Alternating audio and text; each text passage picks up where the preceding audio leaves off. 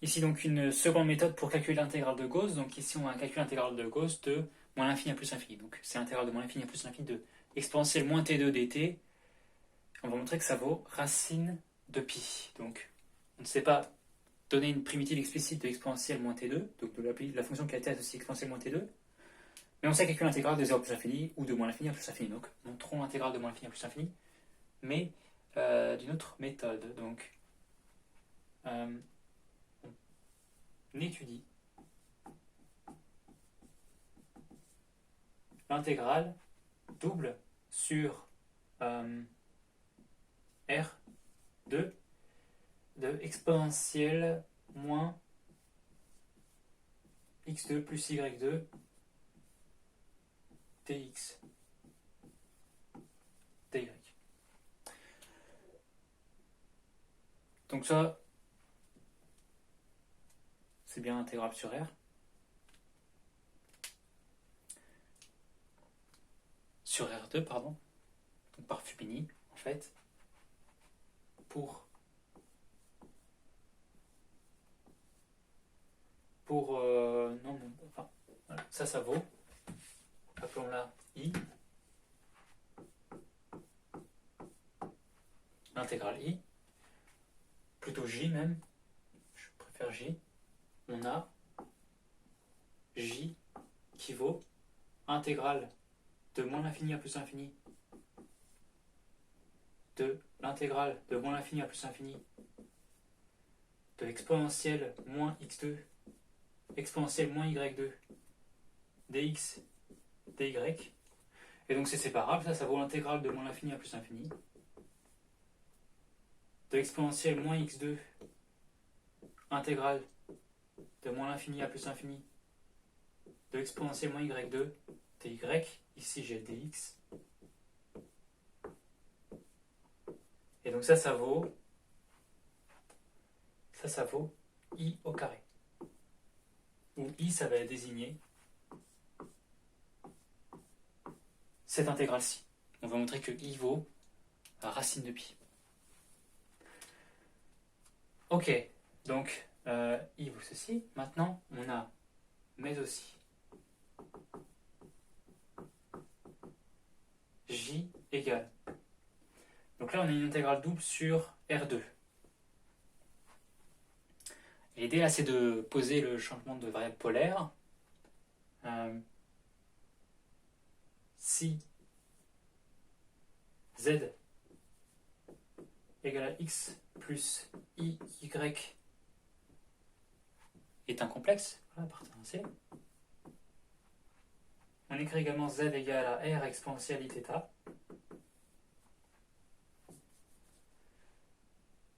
Bah, le changement de variable polaire va s'intéresser à la variable R, aux variables R et θ, plutôt que variables X et Y. Donc là, X et Y varient dans R2, donc je vais décrire tous les complexes possibles. Donc, j'aurai R exponentielle Iθ qui vont varier. Donc, là j'aurai X, Y appartenant à R2, et donc R va être le module donc strict en positif, et θ va varier de 0 à 2π. Comme ceci. Comme ça, je vais décrire tous les complexes.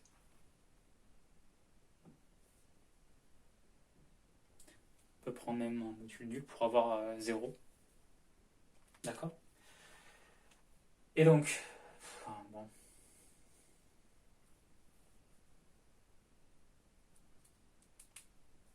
Par exemple, de toute façon, la valeur en 0, c'est juste un point, et donc intégrer une fonction juste un point, ça pas très important. D'après la mesure de Lebesgue. Donc, J, ça vaut l'intégrale de l'intégrale double qui va donc de 0 plus infini croix 0 de pi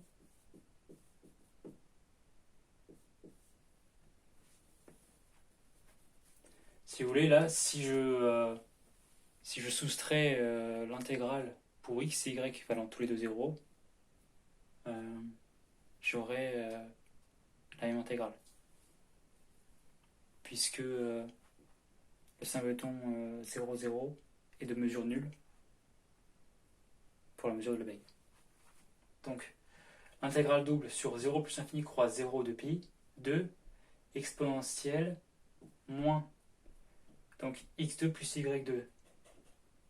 Ça vaut donc x2,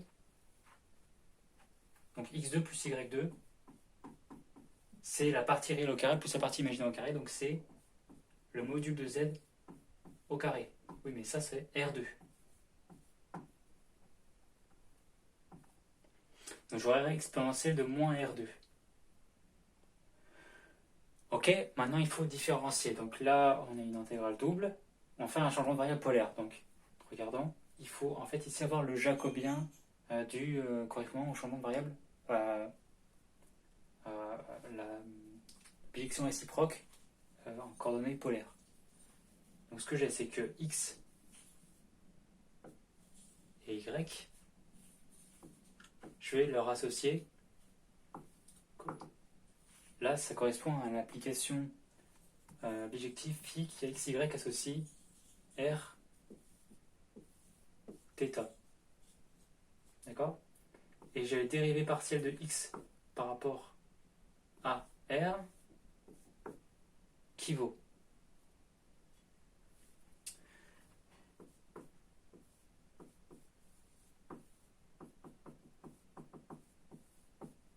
Voilà. Voilà. Et donc en fait, ce que j'ai, c'est que x vaut r cos θ et y vaut r sin θ, là, en regardant les parties réelles et imaginaires de r exponentielle θ. Par conséquent, quand je différencie x par rapport à r, j'obtiendrai cos θ. Ensuite, quand je différencie x par rapport à θ, j'aurai moins r sinus θ. D'accord? Ensuite, donc x égale r cos θ.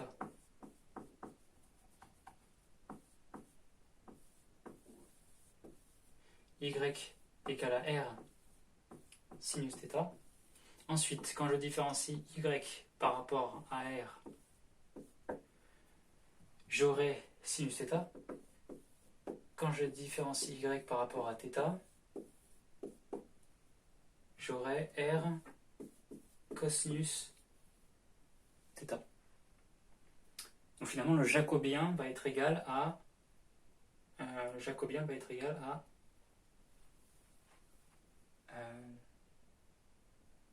comment j'écris jacobien vaut, voilà, J c'est le jacobien, ça va être le déterminant de la matrice de la jacobienne, de la matrice jacobienne, c'est-à-dire dx dr cos θ, dx dθ r moins r sin θ. Ensuite dy sur dr ça fait sin θ. Et ensuite r cos θ. Ce qui vaut cos θ fois r cos θ, r cos carré θ, moins r sin θ, c'est-à-dire r sin θ, fois sin θ, c'est-à-dire r sinus carré θ. Ce qui vaut r. Voilà. Donc, même quand j'aurai la valeur absolue de la matrice jacobienne, tu détermines la matrice jacobienne, c'est donc le jacobien, enfin la valeur absolue du jacobien, ça vaut la valeur absolue de r, sauf que r est strictement positif, r est positif, donc ça vaut exactement r. Donc, là, quand j'aurai le changement de variable polaire, j'obtiendrai donc exponentielle de moins r2 fois la valeur absolue du jacobien, c'est-à-dire r, dr dθ. Voilà. Et ça, en revanche, ça va être ça, on va pouvoir enfin même, oui, dr, dθ, et je peux, enfin, oui, mais laissons-le comme ça. Et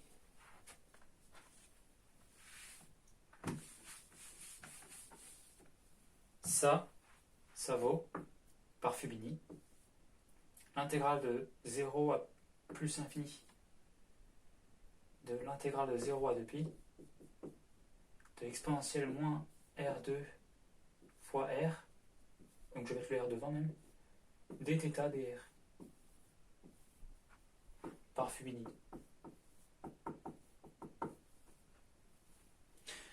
Donc je calcule, ça vaut l'intégrale de 0 à plus l'infini de 2pi R exponentielle moins R2 dr, puisque j'ai pas de θ, et ça vaut 2pi fois, cette fois-ci R exponentielle moins R2, je peux en déduire une primitive. La primitive, ça va être moins exponentielle moins R2 divisé par 2. Parce que quand je dérive ceci, j'aurai moins 1 demi fois exponentielle moins R2 prime, c'est-à-dire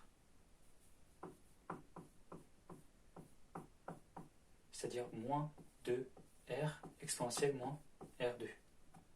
Quand je divise par moins 2, j'obtiendrai R exponentielle moins R2. C'est bien ce que je voulais. Donc ceci vaut 2pi facteur 2. Donc en fait là les deux vont se simplifier. Voilà, donc j'obtiendrai moins pi, donc plutôt pi facteur 2, moins exponentielle moins R2 en plus infini. Exponentielle moins R2 en plus infini, ça tend vers 0. Donc j'ai 0. Et ensuite je fais moins ces valeurs-là en 0. Sauf qu'en 0, ça vaut moins 1. Donc ça fera plus 1. Voilà, donc cette quantité-là, elle fait 1. Moins 1, c'est-à-dire 1. Donc ça vaut pi. Finalement,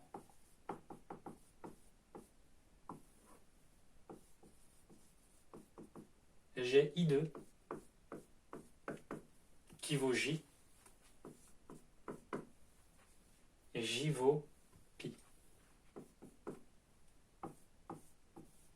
Donc I vaut plus ou moins racine de pi, encore une fois. Sauf que I, c'est l'intégrale d'une fonction positive, donc elle peut être que positive. Donc I vaut racine de pi, et ceci montre donc que l'intégrale de Gauss, de moins l'infini plus l'infini, vaut racine de pi.